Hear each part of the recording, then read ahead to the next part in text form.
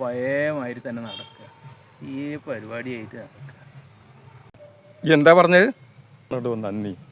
Corona വന്ന് അമ്മ മരിച്ചേരേ അന്നുണ്ടല്ലോ, എൻ്റെ ഒരു കുടുംബം ഇല്ലേനും ഒരു കൂട്ടുകാരും ഇല്ലേനും ഒരു പടച്ചവനും ഇല്ലേനും, നമ്മളെ DYFI എൻ്റെ കുട്ടികളല്ലാണ്ട്. ഇതൊന്നും ഒരിക്കലും മറക്കരുത്. എന്നെ പോലുള്ളവരാണ് ഈ നാടിൻ്റെ ശാപം.